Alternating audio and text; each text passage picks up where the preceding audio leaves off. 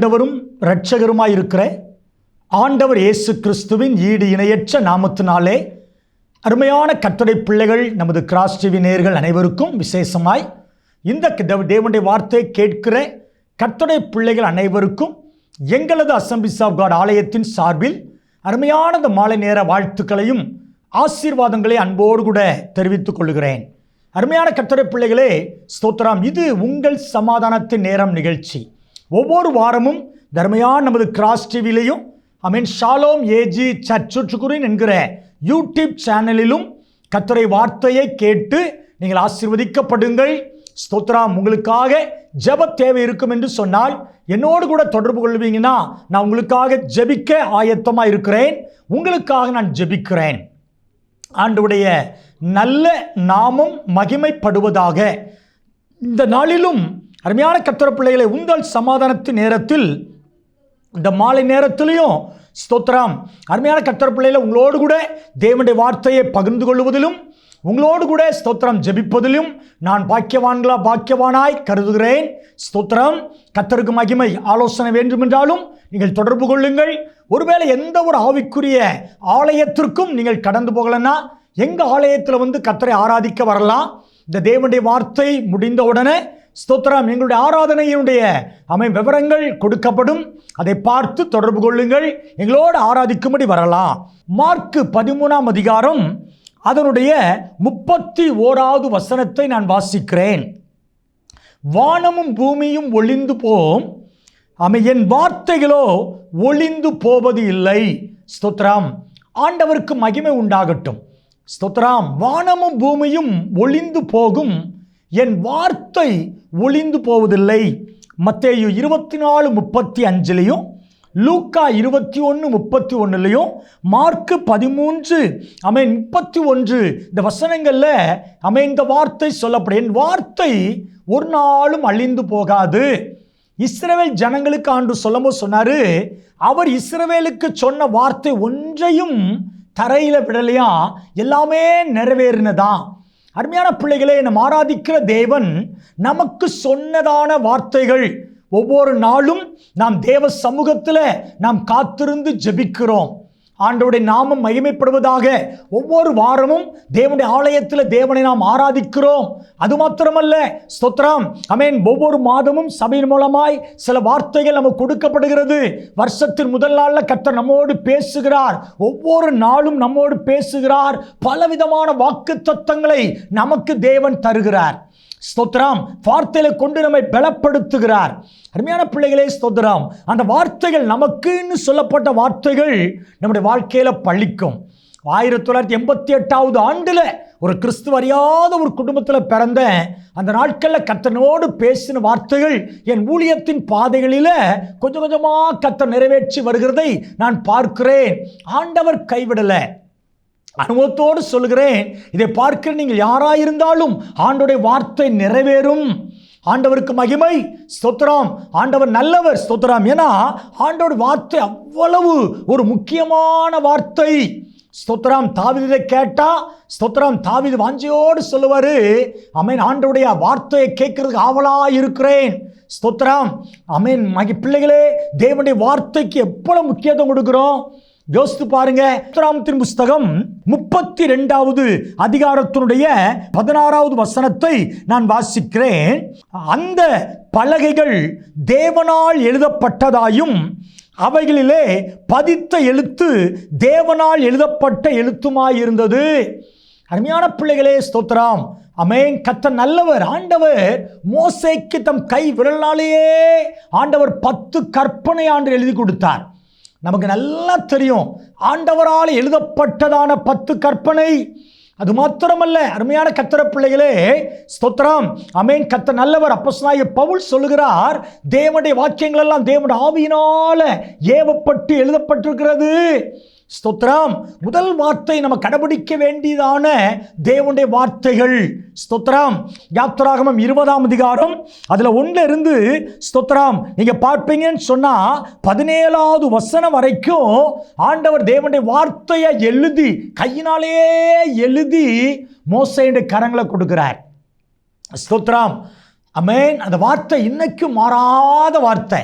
உலகம் முழுவதும் இந்த நியாயப்பிரமாணத்தை கடைபிடிக்க வேண்டும் என்று ஆண்டவர் அழகாக சொல்லியிருக்கிறார். நீங்களும் நானும் ஒருவேளை இதில் அந்த 10 கட்டளையில் நான் எந்தெந்த கட்டளையெல்லாம் நான் கடைபிடிக்கிறேன், கொஞ்சம் சற்று நம்மை நாமே ஆராய்ந்து பார்க்கலாம்.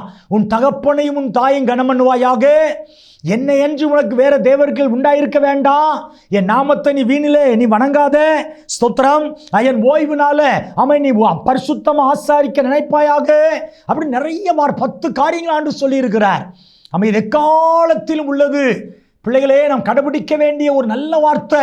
இந்த வார்த்தையை கடைபிடிக்கும் போது ஆண்டவர் நிச்சயமா தேவன் நம்மை ஆசீர்வதிக்க அவர் போதுமான தேவனாய் இருக்கிறார். நம்முடைய வேலை என்ன தெரியுமா?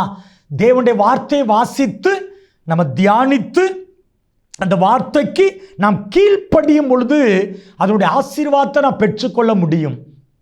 ஆண்டவருக்கு மகிமை உண்டாகட்டும். இன்றைக்கி நான் ஊழியக்காரன் பல குடும்பத்தை சில ஆட்களை சந்திக்கிறேன். ஞாயிற்றுக்கிழமை ஆலயத்துக்கு வந்து கர்த்தரை ஆராதிக்க வாருங்கள், உங்கள் வியாதிகள், உங்கள் பிரச்சனைகள், போராட்டங்கள் மாறும் என்று சொன்னாலும் சில நபர்கள் எனக்கு வேலை இருக்குது, ஸ்தோத்திரம், ஆனால் ஆஸ்பத்திரிக்கு போவாங்க, அவங்க குடும்ப காரியத்துக்கு இங்கெல்லாமோ போவாங்க. ஆனால் இதில் சொல்லப்பட்ட வார்த்தைகளுக்கு கீழ்ப்படிய மனதில்லாமல் ஆசீர்வாதத்தை இழந்தவங்க எத்தனையோ வேறு பிள்ளைகளே. தர்மையான வேளையில் ஆண்டவரால் எழுதப்பட்ட ஆண்டவருடைய வார்த்தைக்கு நாம் உண்மையாய் நாம் கீழ்ப்படிந்து நடக்கும் பொழுது தேவனுடைய அளவில்லாத ஆசீர்வாதத்தை நீங்களும் நானும் பெற்றுக்கொள்ள முடியும் என்று சொல்லுகிறேன். 2 தீமோத்தேயு 3வது அதிகாரம் அதனுடைய 16வது வசனத்தை வாசிக்கிறேன். வேத வாக்கியங்கள் எல்லாம் தேவ ஆவியினால் எழுதப்பட்டிருக்கிறது. ஏன் ஆண்டவர் தம்முடைய வார்த்தை இவ்வளவு மகிமைப்படுத்தி இருக்கிறார்? அவன் செய்வதெல்லாம் வாய்க்கும் என்று சொல்லுகிறார். ஸ்தோத்திரம். தேவனுடைய நியாயப்பிரமாணம், தேவனுடைய வார்த்தை என் இதயத்தில் இருக்கும்போது நான் செய்வது வாய்க்கும். அந்த வார்த்தையை ஆசீர்வதித்து அந்த வார்த்தையை மேன்மைப்படுத்துது. இந்த வார்த்தை வியாதியை மாற்றுகிறது. இந்த வார்த்தை ஸ்தோத்திரம் என்னுடைய எல்லாவற்றுக்கும் போதுமானதா இருக்குது. தாவீது நிறைய இடத்துல சொல்றார். அருமையான பிள்ளைகளே, ஸ்தோத்திரம். முதல்ல சொன்ன தேவாவி தேவனே கைப்பட எழுதி கொடுத்ததான தேவனுடைய வார்த்தை. ஸ்தோத்திரம். 2வது முழு வேதாகமும் நம் கரத்தில் இருக்கிற இந்த முழு வேதாகமும் பழைய ஏற்பாடு புதிய ஏற்பாடு தேவ ஆவியினால நான் அப்படி சொல்லியிருக்கிறேன். இது ஆண்டவருடைய சுவாசம். ஆண்டவர் நல்லவர். ஒரு ஆசீர்வாதத்தின் ஒரு பொக்கிஷம் ஆண்டவர் எனக்கு எழுதி கொடுத்ததான ஒரு அன்பின் கடிதம். கர்த்தருக்கு மகிமை உண்டாகட்டும். என்னை மேன்மைப்படுத்துகிற ஒரு புஸ்தகம். தங்க புஸ்தகம், பரிசுத்த புஸ்தகம். ஸ்தோத்திரம்.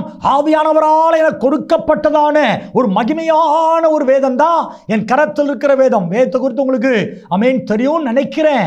பிள்ளைகளே, உலகத்தில் அதிகமாய் அச்சடிக்கப்படுகிற ஒரு புஸ்தகம் நம்முடைய பரிசுத்த வேதாகமம். அதிக அளவில் பட்டு கொண்டிருக்கிற ஒரு புஸ்தகம், வேத புஸ்தகம். அது மாத்திரமல்ல அருமையான பிள்ளைகளே, அதிகமாக விற்பனையாகிற ஒரே புஸ்தகம் நம்முடைய வேத புஸ்தகம் தான். தெரியுமா உங்களுக்கு? இது அச்சடிக்க எவ்வளோ பணங்கள் செலவழித்தாலும் நம்ம கையில் கொஞ்சம் சொற்ப விலைக்கு தான் ஸ்தோத்திரம் இந்த வேதத்தை வேதாகம சங்கம் கொடுக்குது. அருமையான பிள்ளைகளே, ஸ்தோத்திரம். பொதுவாக என்கிட்ட யார் வேதத்தை கேட்டாலும் நான் இலவசமாக ஸ்தோத்திரம் புதிய ஏற்பாடு ஸ்தோத்திரம் ஒரு வேலை நிச்சயமாவது ஸ்தோத்திரம் நீங்கள் அதை கொடுத்து வாங்குங்கன்னு சொல்கிறேன். ஏன்னா ஸ்தோத்திரம் தான் மதிப்பு இருக்குது. ஒரு பொருளை நம்ம கொடுத்து வாங்கினா தான் மதிப்பு இருக்கும்.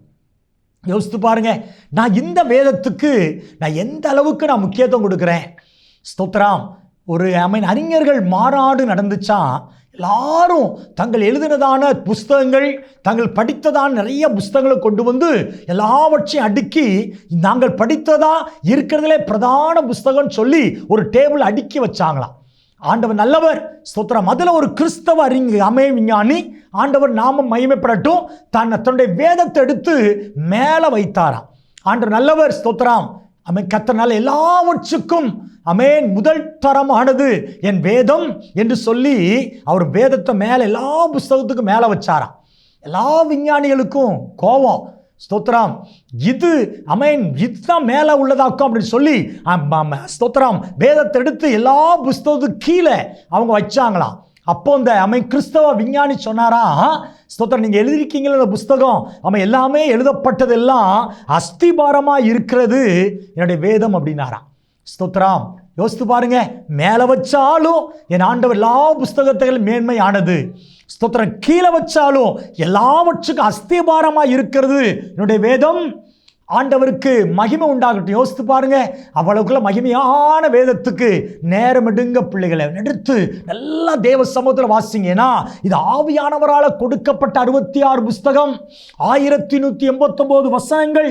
ஒவ்வொரு நாளும் ஆமென். வேதத்தில் சங்கீதக்காரனை தாவி சொல்லுகிறார், கர்த்தருடைய வேதத்தில் இரவும் பகலும் தியானமாய் இருக்கிற மனுஷன் அவன் ஆசீர்வதிக்கப்பட்டவன். முதல்ல வேதத்தை நேசிங்க. ஆமென். நல்லா திறந்து வாசிங்க. ஆமென். ரொட்டீனா நல்லா வாசிங்க. ஒரு நாளைக்கு 2 அல்லது 3 அதிகாரங்கள் ஆமென் வாசிங்க. காலையில ஒரு பகுதியை வாசிங்க. ஸ்தோத்திரம். ஆண்டவர் நல்லவர். சாயங்காலம் ஒரு பகுதியை வாசிங்க. நான் ஆரம்பத்தில் ரட்சிக்கப்பட்ட நாள்ல ஆமென் காலையில புதிய ஏற்பாட்டை நான் வாசிப்பேன். சங்கீதம், நீதிமொழிகள், புதிய ஏற்பாட்டை வாசிக்கிற பழக்கம் இருந்துச்சு. சாயங்கால நேரத்தில் நான் பழைய ஏற்பாட்டை வாசிப்பேன். இப்போ பல விதங்களில் நான் வாசித்தாலும் உங்களுக்கு ஸ்தோத்திரம் ஒரு தடவை 2 தடவை முழு வேதத்தை நீங்கள் வாசித்து முடிச்சிட்டீங்கன்னு சொன்னால் ஸ்தோத்திரம் அவன் நல்லா டெய்லி நல்லா வேதத்தை வாசிங்க. ஆண்டவர் அழகாக சொல்கிறார், என் வேதத்தின் மகத்துவங்களை எழுதி கொடுத்தது. இல்லைன்னு தெரியுமா? மகத்துவம். ஆமென். மகிமை. ஒரு அற்புதம் இருக்குது பிள்ளைகளே. ஆண்டவருக்கு மகிமை உண்டாகட்டும். என் வேதத்தை நீ கனம் பண்ணுனா நானும் உன்னை கனம் பண்ணுவேன். ஸ்தோத்திரம். யோவான்ல அழகா ஆண்டவர் சொல்லியிருக்கிறார் இல்லையா? ஸ்தோத்திரம். வேத வசனங்களை ஆராய்ந்து பாருங்கள். இந்த வேதத்துக்கு நீ எந்த அளவுக்கு முக்கியத்துவம் கொடுக்குறீங்க? ஸ்தோத்திரம். இன்னைக்கு நம்ம கையில் இருக்கிற ஆமென் மொபைலுக்கு முக்கியத்துவம் கொடுக்கறதை காட்டிலும் வேதம் அதிக அளவு முக்கியத்துவம் கொடுக்கப்படுகிறதா? கொஞ்சம் நீங்கள் ஆமென் யோசித்து ஆமென் பார்க்கும்படியாக அன்போடு கூட உங்களை உற்சாகப்படுத்துகிறேன்.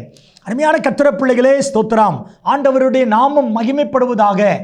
டெய்லி நம்ம கையில் இருக்கிற ஆமென் ஸ்தோத்திரம் மொபைலை டெய்லி எப்படியாவது அந்த ஆமென் அன்லாக் எடுத்துட்டு அந்த லாக் எடுத்து எப்படியாவது வாட்ஸ்அப்பை பார்க்குறோம், ஏதோ ஒரு மெசேஜை பார்க்குறோம், ஏதோ ஒரு காரியத்தை பார்த்துடுறோம். ஆனால் என் ஆண்டவர் எனக்கு கொடுத்து எழுதி கொடுத்த வேதம் டெய்லி 2 அல்லது 3 முறை ஒரு முறையாவது திறக்கப்படுதா? ஸ்தோத்திரம். தான் யோவான்ல சொல்லுகிறார் ஆமென் ஸ்தோத்திரம். வேத வாக்கியங்கள் ஸ்தோத்திரம். ஆண்டவர் நல்லவர், ஆராய்ந்து பாருங்கள், அவைகளால் நித்திய ஜீவன் உண்டு. பிள்ளைகளே, வேத வசனத்தை ஆராய்ஞ்சு பார்க்க மறந்துடாதீங்க. ஸ்தோத்திரம். சங்கீதக்காரன் சொல்லும்போது சொல்றாரு, ஆண்டவரே முது வேதத்தில் அதிசயங்களை காணும்படி என் கண்களை திறந்தருளும் என்று சொல்லுகிறார். ஆண்டவருக்கு மகிமை. நான் 3 காரியத்தை சொன்னேன். ஆமென் ஸ்தோத்திரம். உங்க எல்லாருக்காக நான் ஜெபிக்கும்படி விருப்பப்படுகிறேன். அருமையான கர்த்தருடைய பிள்ளைகளே, ஆண்டவருடைய வசனம் ஆமென் ஸ்தோத்திரம். ஆமென் கர்த்தர் நல்ல. வானமும் பூமியும் ஒளிந்து போனாலும் ஆண்டவருடைய வார்த்தை ஒரு நாள் ஒளிந்து போகாது. ஏன் ஒளிந்து போகாது? முதல் காரணம் சொன்ன, தேவனே எழுதினார். நியாயப்பிரமாணத்தை கற்பலகைகளை எழுதி கையில் கொடுத்தார். அது ஏன்? நீங்களும் நானும் அதை கடைபிடித்து அது நடந்தால் மேன்மை இருக்கிறது என்பதை சொன்னேன். 2வது, பரிசுத்த ஆவியானவரால் எழுதப்பட்ட நம்முடைய வேதாகமம் 1100 ஆண்டுகள் எழப்பட்ட காலத்தில் 40 ஆசிரியர்கள் வேதத்தை எழுதினாலுமே வேதம் ஒரு கோர்வையாகவே இருக்கிறது. 66 புஸ்தகத்திலையும் ஆமென் பிதாவாகிய தேவனை பார்க்க முடியும், இயேசுவோட அன்பை பார்க்க முடியும், பரிசுத்த ஆவியினுடைய கிரியை பார்க்க முடியும். ஒரே கோர்வை ஆதியாகமத்திலிருந்து வெளிப்படுத்தல் ஒரே கோர்வையான புஸ்தகமாய் தேவ ஆவியினால் எழுதப்பட்டிருக்கிறது. அந்த ஆவியானவர் நமக்குள்ள இருக்கிறதுனால நம்ம வேதத்தை தியானிக்கும் போது ஆவியான மனக்கண்களை திறக்கிறார். ஸ்தோத்திரம். 3வது சொன்ன யோவான்ல சொன்ன வேத வசனங்கள் எல்லாம் எனக்கு நித்திய ஜீவனை கொடுக்கிறது. இந்த பூமியிலையும் எனக்கு ஜீவனையும் சுகத்தையும் ஆரோக்கியத்தை கொடுக்குது. எனக்கு பரலோக வாழ்வை பெற்று தருகிறது. பிள்ளைகளே ஸ்தோத்திரம். எனவே இந்த வேதத்தை கையில் எடுக்கிறது மாத்திரம் அல்ல, கூட்டங்களுக்கு கொண்டு போகிறது மாத்திரம் அல்ல, ஆலயத்துக்கு கொண்டு போகிறது மாத்திரம் அல்ல. அருமையான பிள்ளைகளே ஸ்தோத்திரம். டெய்லி காலையில் எழுந்து மடியில் வச்சு டேபிளில் வச்சு வேதத்தை திறந்து வருஷக்கிரமாக நீங்கள் தொடர்ந்து படிங்க. நிச்சயம் அந்த வேதம் உங்களுக்கு என்ன செய்யுமோ, குடும்பத்தை என்னென்ன ஆசீர்வாதத்தை கொடுக்க முடியுமோ, இந்த வேதம் நிச்சயமாய் இந்த வேதத்தின் ஆசீர்வாதத்தை நீ கண்டிப்பாக பெற்றுக்கொள்வீங்க. ஒரு வார்த்தை சொல்கிறேன், நீங்கள் செய்வது எல்லாவற்றையுமே கர்த்தர் வாய்க்க பண்ணுவார். ஜெபம் பண்ணட்டா? ஆண்டவரே, இன்றைக்கு நான் வேதத்துக்கு முக்கியத்துவம் கொடுக்க நான் அர்ப்பணிக்கிறேன்ப்பா. எல்லாரும் முக்கியத்துவம் கொடுப்பீங்க, உங்களை உற்சாகப்படுத்துகிற அவ்வளோதான். ஸ்தோத்திரம். வியாதியோடு இருப்பீங்கன்னா கூட வியாதிப்பட்ட இடத்துல உங்கள் கையை வச்சுக்கோங்க, ஒரு தீர்மானம் பண்ணுங்க. அன்பு ஆண்டவரே, ஏசப்பாவின் நல்ல நாமத்தினாலே அப்பா ஸ்தோத்திரம். வேத வசனங்கள் அப்பா, வேத வசனங்கள் எல்லாம் தேவ ஆவியினால் எழுதப்பட்டது. தேவனே உமது கை விரலால் எழுதுனீங்க. அவை எங்களுக்கு நித்திய ஜீவனை கொடுக்கிற ஒரு மகிமையான புஸ்தகமாக இருக்கிறதுக்காக நன்றி.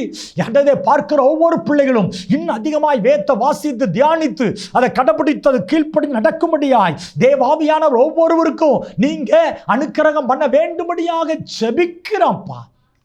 ஆண்டவரே, வேதத்தை நல்லா வாசிக்கணும், தியானிக்கணும், கீழ்ப்படியணும், அதன் ஆசீர்வாதத்தை பெற்றுக்கொள்ளணும். அப்பா, வியாதிப்பட்ட இடத்துல யாரெல்லாம் கையை வச்சிருக்கிறார்களோ அவர் சரத்தில் இருக்கிற சகல வியாதிகள், சகல போராட்டங்கள் இயேசுவின் நாமத்தில் நீங்கட்டும். கடன் மாறட்டும், வியாதி மாறட்டும், வேதனைகள் நீங்கட்டும். பிள்ளைகள் ஆசீர்வதிங்க. ஆண்டவரே, திருமணத்துக்காக காத்திருக்கிற பிள்ளைகள் திருமண காரியத்தை வாய்க்க பண்ணுங்க. குழந்தை பாக்கியத்தை காத்திருக்கிற அன்பு பிள்ளைகளுக்கு ஆண்டவரே குழந்தை பாக்கியத்தை கட்டளையிடுங்க. ஆண்டவரே ஸ்தோத்திரம். இன்னும் அதிகமாய் வேதத்தை வாசிக்க தியானிக்க கிருபை அதிகமாய் தருவீராக. இந்த வேத வசனத்தின் ஆசீர்வாதத்தை ஒவ்வொருவரும் பெற்றுக்கொள்ளட்டும். இதை பார்க்கிற யூடியூப் வழியாய் மூலம் பார்க்கிற ஒவ்வொருவரையும் ஆண்டவரே ஊழியக்காரர் ஆசீர்வதிக்கிறேன். அவங்க செய்வதெல்லாம் வாய்க்கட்டும். இயேசு கிறிஸ்துவின் நல்ல நாமத்தில் தாழ்மையோடு ஜெபிக்கிறேன் எங்கள் நல்ல பிதாவே. ஆமென், ஆமென். கர்த்தருடைய வார்த்தை கேட்ட எல்லாரையும் ஆண்டவர் ஆசீர்வதிப்பாராக. God bless you. God bless you.